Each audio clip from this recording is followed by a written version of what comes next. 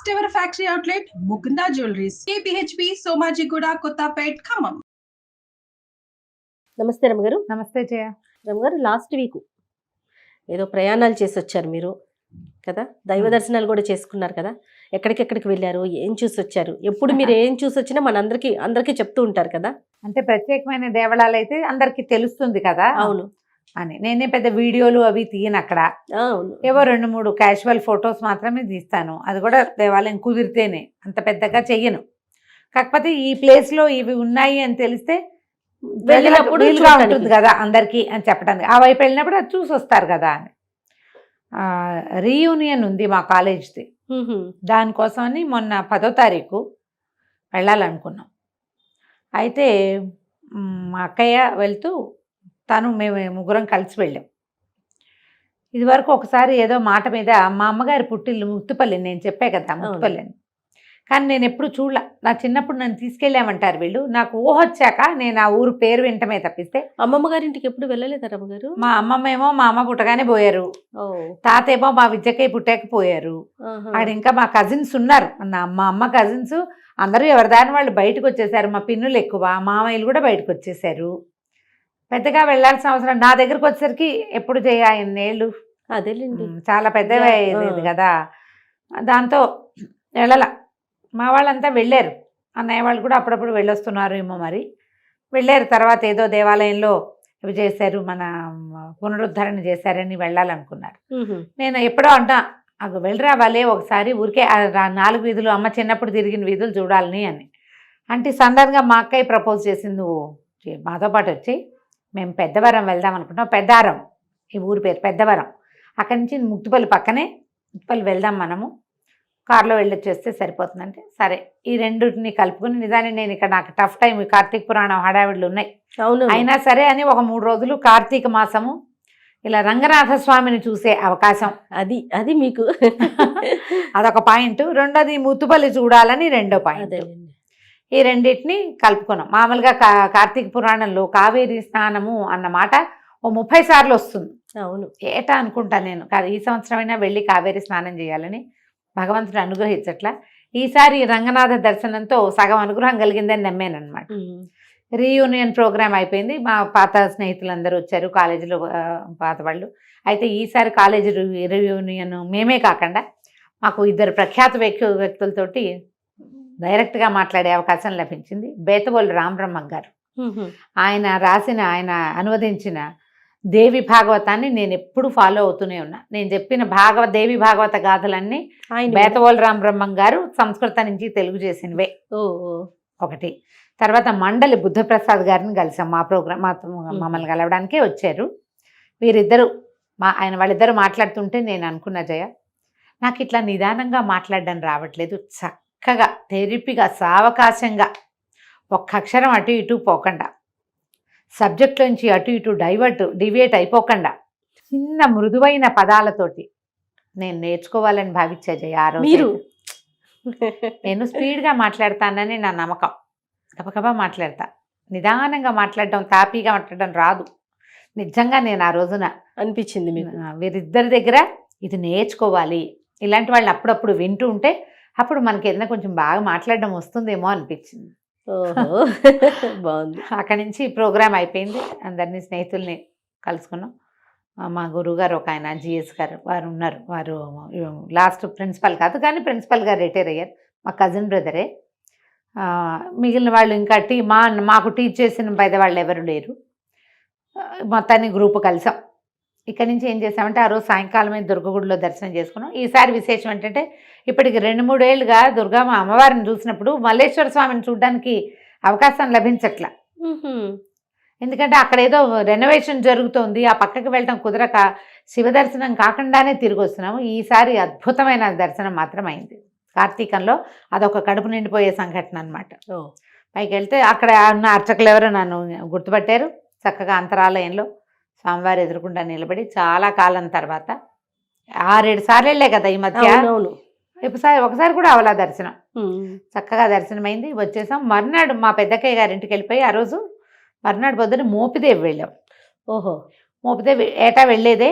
ఒకసారి మోపిదేవిలో దర్శనం చేసుకుని దాని మీద నుంచి అటు నుంచి బయలుదేరి ఈ పెద్దవరం గ్రామం మా ఐదో బావు గారి సొంత ఊరు. ఈ ఊర్లో ఒక పురాతన రంగనాథ స్వామి దేవాలయం ఉంది. దాదాపుగా 250 సంవత్సరాల కంటే ముందు కట్టింది. ఒక 5 తరాల వాళ్ళు 5 తరాల క్రితం కట్టింది. ఒక 300 పైమాటే అనుకో, 250 అని రాశారు అక్కడ. 300 పైమాటే అయి ఉండొచ్చు. పురాతనమైన దేవాలయం. రంగనాథ స్వామి ఎంత ముచ్చటగా ఉన్నారో, బాగా అంత పెద్ద విగ్రహం ఇట్లా అలా కనపడ్డారు. చక్కగా ఉన్నారు. మరి పెద్ద దేవాలయం అని నేను చెప్పను, చిన్న దేవాలయమే, కానీ దివ్యస్థలంగా తెలుస్తుంది. అక్కడ లోపలికి వెళ్తే ఒక పాజిటివ్ వారా ఉంది జయ, కూల్నెస్. అక్కడ ఒక పేరు ఉందట దేవాలయానికి. చుట్టుపక్కల ఆ ప్రాంతంలో రాజకీయ పార్టీలు ఏ పార్టీ అయినా సరే మొదట వచ్చి దర్శనం చేసుకున్న వాడే గెలుస్తారట.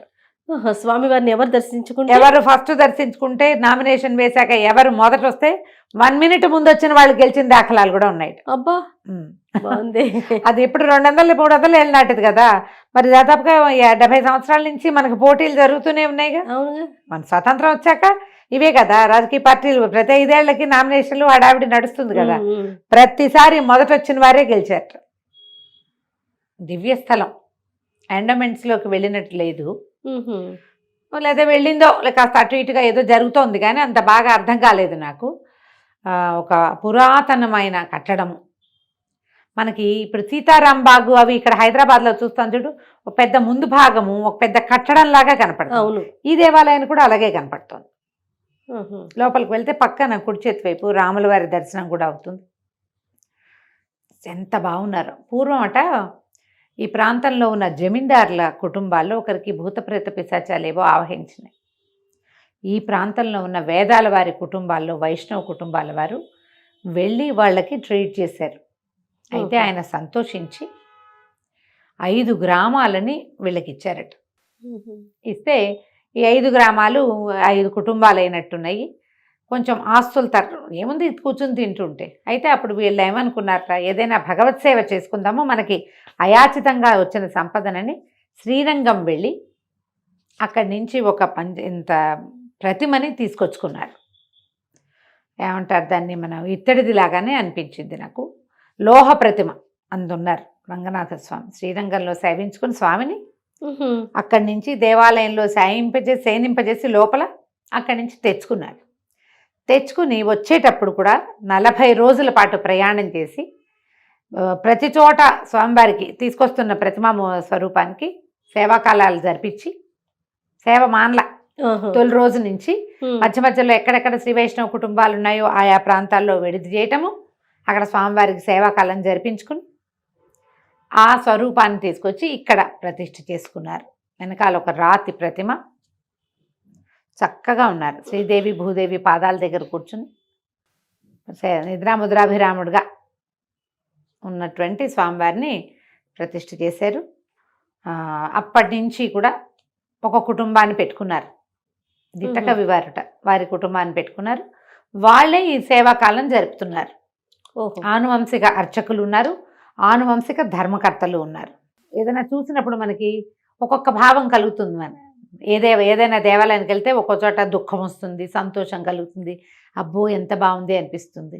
ఇది ఎప్పుడు జరుగుతుంది? మనం అదే పని మీద వెళితే, ఏదో దండమేటం వెళ్ళిపోయాం కాకుండా కళ్ళు ఆ ప్రతిమ ఆ దేవస్థానం లోపల పెడితే ఫీల్ కలుగుతుంది. ప్రతి వాళ్ళు మాకు కలగలేదు అని చెప్పకండి, ప్రయత్నం చేసి చూడండి ఏం ఫీల్ వస్తుంది ఇది చూస్తే మనకని. నాకు ఒక పొట్టలో చల్లటి భావన కలిగింది జయ. ఎంత సంతోషంగా అనిపించిందో. పైగా ఈ చెప్పాక కార్తీక మాసం రంగనాథుని చూసే అవకాశం లభించడమే చాలా సంతోషంగా అనిపించింది. ఆ పూట అక్కడే ఉన్నాం, అక్కయ్య వాళ్ళు అక్కడే ఉన్నారు, మేము పక్కనే ఉన్నాం. అద్దెంకివారిపాలెంలో మా ఫ్రెండ్ పావని ఉన్నారు. మనకి కామెంట్స్లో విచారపు పావని అని పేరు కనపడుతుంది ఇప్పుడు కదా. వాళ్ళ ఇంట్లో ఉన్నాం మేము. వాళ్ళ ఇంట్లో ఆగాము. అయితే మర్నాడు పొద్దున ఈ ముందు రోజు సాయంకాలం ఈ స్వామివారిని చూసేసి మర్నాడు పొద్దున మా అమ్మగారి పుట్టిలేని ముత్తుపల్లి గ్రామానికి వెళ్ళాం. తొలికాలంలో ముక్తిపల్లి అట, అది ఇప్పుడు ముత్తుపల్లి అంటారు. ముక్తిపురిని ముత్తుపల్లి అని చేశారు. ఈ దేవాలయం కూడా 300 సంవత్సరాల క్రితం అట ఆహా, ఇక్కడ ఏం స్వామి అండి? ఇక్కడ సీతారామచంద్ర స్వామి, ఓహో. సీతారాముడు లక్ష్మణుడు. అయితే ఇదొకట ఒక వైష్ణవ కుటుంబాలు ఉన్నాయి, అది వైష్ణవ అగ్రహారం. వారికి కొంతమందికి కళలో స్వామివారికి అనిపించారట. ఈ ముక్తిపురికి చుట్టుపక్కల ఉన్న గ్రామాల్లో మీసాలవారిపాలెం దాని పేరు. ఆ పాలెంలో ముత్తయ్య అనేటువంటి ఒక మాదిగ కులానికి చెందిన రైతు ఒక ఆయన పొలం దున్నుతుంటే ఆయనకు ఒక పెట్టె దొరికింది, పెద్ద పెట్టె. ఆ పెట్టెలో విగ్రహాలు ఏవో ఉన్నాయి. ఆయన పెట్టె తెచ్చి యువతలు పెట్టుకున్నాడు. ఏం చేయాలో అతనికి తెలియదు. ఎప్పుడైతే అతనికి ఆ పెట్టె దొరికిందో ఇంచుమించుగా 1-2 రోజులు అటు ఇటుగా ఈ అగ్రహారీకుల్లో చాలామందికి స్వామివారి నేను మీసాలవారి పాలెంలో ఉన్నాను అని చెప్పినట్టు కల వచ్చింది. ఒకళ్ళకి కాదు, చాలామందికి వచ్చిందట. వస్తే వీళ్ళు ఆ మీసాలవారి పాలెం వెళ్ళి ఆ ముత్తయ్య అనే రైతుని అడిగితే ఆయన అన్నట్టు ఆ పెట్టె ఇస్తాను, మీ ఊరికి నా పేరు పెట్టండి అని అడిగేట. ఇస్తాను, ఇచ్చేస్తా, అతని పొలంలో దొరికింది అతందే కదా, కానీ ఇస్తాను కానీ నా పేరు పెట్టండి అని అడిగేట. అప్పుడు ముక్తిపురిగా ఉన్న ఈ అగ్రహారాన్ని ముత్తుపల్లిగా చేశారట. తీసుకొచ్చి ప్రతిష్ఠ చేసుకున్నారు. ఈ వైష్ణవ కుటుంబాల వాళ్ళందరూ అగ్రహారీకులంతా కూడా తమ తమ పొలాలని స్వామివారికి పేరుని రాసిచ్చారు. కొంత స్వామివారి కైకర్యాలన్నీ జరగాలి కదా. 300 సంవత్సరాల క్రితం నిర్మించబడిన దేవాలయం. అయితే 2003లో జీర్ణాలయ ఉద్ధరణ చేశారు. చేసి కొంచెం గుడి ఇది మార్చారు. ఇప్పుడు మొదట కట్టిన గుడి కాదు, కానీ ముత్తయ్య అనే ఆయనకి దొరికిన విగ్రహాలే ఇప్పటికీ ఉన్నాయి. అబ్బా. సీతాదేవి ఎడమ తొడ మీద కూర్చున్నది. భద్రాచలంలో ఎట్లా వామాంక స్థిత జానకి చెప్తాం కదా, వరిల సత్కోదండ దండం కరే, అది లెక్క. చక్కగా ఎడమ తొడ మీద కూర్చుంటుంది. పక్కన లక్ష్మణ స్వామి కూర్చున్నట్టుగా ఆయన విడిగా ఉన్నవి 2 విగ్రహాలు. ఆయన నుంచున్నాడు. ఈ తొడ మీద అమ్మవారు కూర్చున్నది. ఈ విగ్రహాలని ప్రతిష్ఠ చేశారు. మా అమ్మ చిన్నప్పుడు తిరిగిన దేవాలయం అటు ఇటు అంతా మారినా కూడా వాళ్ళు సేవించుకున్నది. ఇక్కడ ఒక విశేషం ఏంటంటే ఆంజనేయ స్వామి ఎంత బాగున్నారో జయ.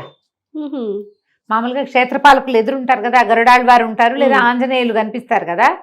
అసలు మొహం ఎంత స్ఫుటంగా ఉందో. మామూలుగా ఈ దేవాలయాల్లో కనపడేటప్పుడు ఇట్లా మూసుకుపోయినట్టు కొంచెం దగ్గరగా ఉండి ముఖ కవళికలు కనపడవు. అసలు నిన్న మొన్న చెక్కిపెట్టిన విగ్రహంలాగా ఉంది ఆ విగ్రహం. ఎంత బాగున్నారో, భలే కళగా ఉన్నారు. చాలా విశేషంగా చక్కగా అన్ని భద్రాచలంలో జరిగినట్టుగానే ఇక్కడ కూడా ఉత్సవాలు జరుగుతాయి. భద్రాచలంలో పాటించే విధానాన్ని ఇంచుమించుగా ఇక్కడ కూడా పాటిస్తారు. నేను అక్కడికి వెళ్ళి చూసేందుకు నాకు అవకాశం లభించింది. అయితే ఈ ఊర్లో ఇంకొక విశేషం ఉంది. మాకు చిట్టుగూడూరు కాలేజీలోనే దాదాపుగా 66 దాకా చదువుకున్నారు రాఘవుడు మావయ్య అని, ఆయన ఆ ఊర్లో ఉంటారు.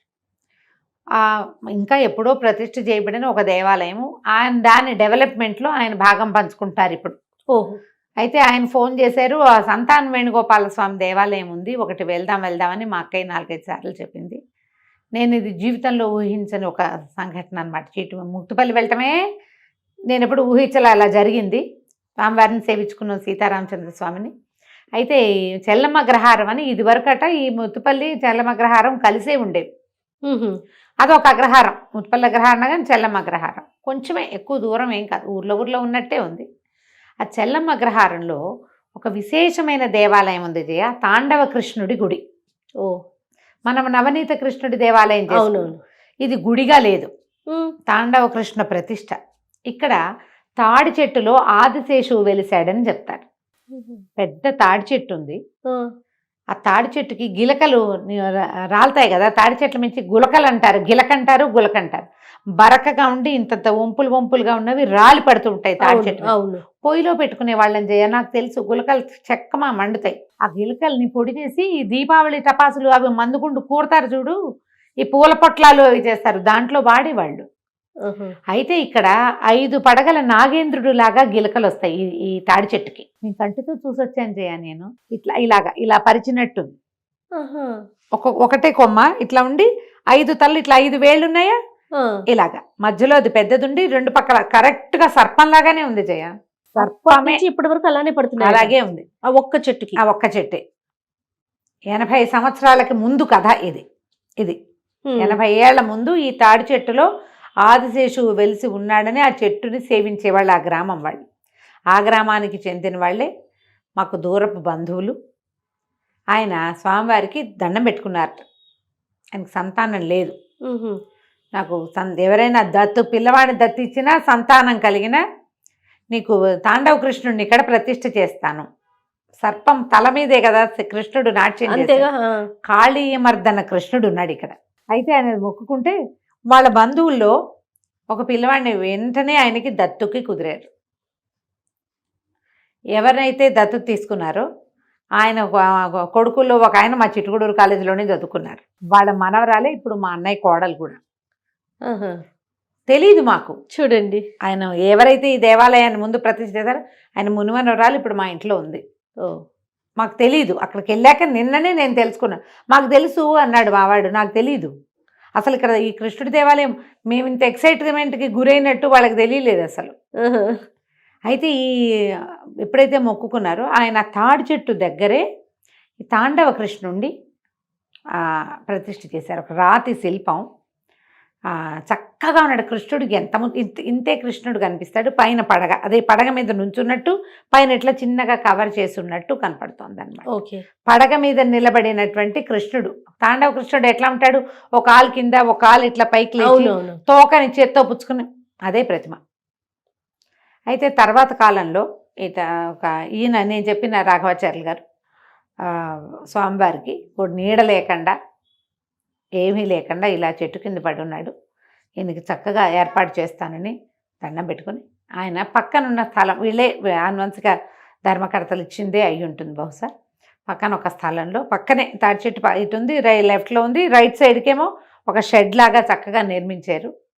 స్వామివారికి చుట్టూతా ఏదో చిన్న గ్రిల్స్ లాగా కవర్ చేసి పెట్టారు. 80 ఏళ్ల నాడు ప్రతిష్ఠ చేయబడిన స్వామి. ఇది కనపడే వాళ్ళకి అర్థమయ్యే చేశారు. ఆ తాడి చెట్టు ఇప్పటికీ ఉంది. తాడి చెట్టుకి ఏం చేశారంటే ఒక 4 మెట్లు పెట్టి ఒక గట్టులాగా కట్టి చుట్టూతా ప్రదక్షిణకి వీలుగా చేశారు. ఈయన ఉన్నాడు, నేను కూడా ఉండాలని వెలిసినట్టు ఒక వేప చెట్టు కూడా ఉంది అక్కడ. మొదల్లో ఈ గిలకలు ఉన్నాయి, రాలినవి అక్కడ చేర్చి ఉంచుతారట. ఆకులు రాలినా ఆ ఆకుల్ని ఎవరు వినియోగించరు ఆ చెట్టువి. ఆ ఎవరు ఇంటికి తీసుకెళ్లేది లేదు. ఒకడెవరోట ఈ ప్రాంతానికి చెందినవాడు ఒక గిలకి ఇంటికి తీసుకెళ్ళి రాత్రి పిచ్చి పిచ్చి కేకలు పెడుతూ పరిగెత్తుకొచ్చాట. నేను చలమగ్రహారం వెళ్ళాలి, సాత్శేషుడిని తీసుకొచ్చాను అని చెప్పి అది మళ్ళీ తెచ్చి ఇక్కడ పెట్టేదాకా అతను ఇది కాలేదుట. భక్తితో శ్రద్ధతో తీసుకెళ్లే వాళ్ళు పర్వాలేదు, వాళ్ళకేం కాదు. కానీ చాలా తక్కువ, ఎవరికి ఇవ్వరు. ఈ స్వామివారు ఉంటే 2 పక్కల 2 పడగలు పెట్టి ఉన్నాయి. ఇది ప్రత్యేకంగా నేను చూసి వచ్చిన దేవాలయం. ఇక్కడ ఏంటంటే సంతానము వివాహము 2 సుసంపన్నం అవుతాయట. ఈ 70-80 ఏళ్ల నుంచి, 80 సంవత్సరాల ముందు నుంచి కూడా ఎవరైనా ఇక్కడ మొక్కుకుంటే పిల్లలు పుట్టని వాళ్ళే లేరు. అబ్బా, అంత సంతాన సాఫల్యం కలిగించగలిగే దైవం. ఎందుకంటే ఈ సర్పం పక్కనే ఉండటము. అదేనండి. ఎప్పుడు కూడా మనం చెప్పుకుంటాం కదా నాగదోషాలని. ఎప్పుడు చూడని వింత దేవాలయాన్ని నేను చూసి వచ్చాను. పెద్ద ఆలయంగా అయితే ఏం లేదు, ఒక షెడ్ లాగా కట్టి ఒక 2 అడుగులు 2 మెట్లు ఎక్కటం, పక్కన ఎత్తుగా కూర్చుని ఎవరో తెచ్చిచ్చారట ఇంత చక్కటి కృష్ణ ప్రతిమ కింద ఉన్నారు. అంటే ఉత్సవరులాగా ఉన్నారు. కొద్దిగా ఊరికి ఒక్క రవ్వ దూరంగా ఉన్నట్టుంది. రోడ్లు అవి ఉన్నాయి, ఇళ్ల మధ్యలో నుంచే వెళ్తాం. ఓకే. మనం ఒకవేళ రేపల్లె నగరం ఆ ప్రాంతాలకు వెళ్తే ఈ చెల్లమగ్రహారం సింపుల్గానే వెళ్ళిపోవచ్చు. మేమేమో పెద్దవారి నుంచి వెళ్ళాము. ఎవరు ఎక్కడి నుంచి కుదిరితే అక్కడ చూడండి. చాలా చోట్లకి వెతుక్కుంటూ వెళ్తాం మనం, సాధ్యమైనవి. ఇది కూడా ప్రయత్నం చేయొచ్చు తప్పకుండా. 1 గంట 2 గంటల్లో చూసి వచ్చేసేయచ్చు కూడా. అంతే కదా. ఏదైనా మనకి వివాహం అవటం లేదు, లేదా ప్రధానమైంది సంతానం అని నేను నమ్ముతున్నా. సంతాన సమస్యలు ఉన్న వాళ్ళు నవనీత కృష్ణుడి దగ్గర కూడా వెళ్ళారు మన వీడియో చూసి కొంతమంది. అవునండి. అలాగే ఈ తాండవ కృష్ణుడిని తప్పకుండా చూడండి. చాలా విశేషమైన దేవస్థానంగా కనపడుతుంది. ఈ నాగోడు గారు ఆయన ఒక స్కూల్లో పనిచేస్తున్నప్పుడు స్కూల్ పిల్లలు 1,00,000 రూపాయలు విరాళాలు సేకరించి ఇచ్చారట ఇది కట్టడానికి. ఆ మాట పదే పదే చెప్పారు. ఏమైనా విరాళాలు ఇస్తే అక్కడ మన దాతలోని రాసి వేస్తున్నారు. కానీ ప్రధానమైంది ఆ తాడి చెట్టుకి ప్రదక్షిణ, తర్వాత ఈ తాండవ కృష్ణ స్వామిని దర్శనం చేసుకోవటం. ఎవరికి అవకాశం ఉంటే వాళ్ళు చేస్తారు. అందుకని ఇది నేను చెప్పదలుచుకున్నాను. ఏదో చాలా పెద్ద పెద్ద దేవాలయాలకి వెళ్ళాలి, పురాతన ఆలయాలే నేను వెళ్ళినవి 200-300 ఏళ్ళ వయసు ఉంది. ఇది 80-90 సంవత్సరాలే ఉంది. 80+ స్వామి ప్రతిష్ఠ చేయబడి 80 ఏళ్ళు పైన అయింది. ఆ తాడి చెట్టుకి ఒక 100 సంవత్సరాల వయసు ఉంటుంది. నమస్తే జయ.